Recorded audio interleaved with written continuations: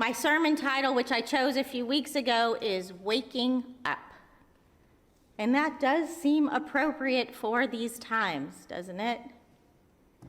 These times are requiring us to awaken. And while it has definitely felt like a rude awakening, it does seem that we have been shaken awake this week.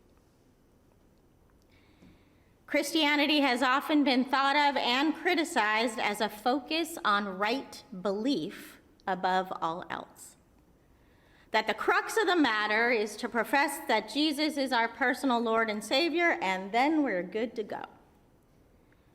And this contrasts to Christianity lived out as a way of life, infusing us with a sense of meaning and purpose. And this focus on right belief is curious to me because the earliest Christians were known as followers of the way. So maybe focusing on how we live isn't such a bad thing in this moment. Maybe this sermon series and book study can help us to focus how we live faithfully in these times, in these moments in which we find ourselves.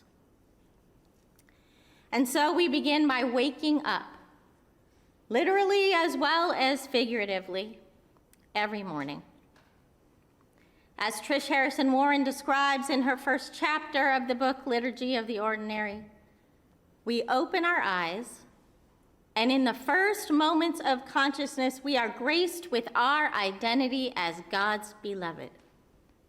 All of us graced with our identity as God's beloved.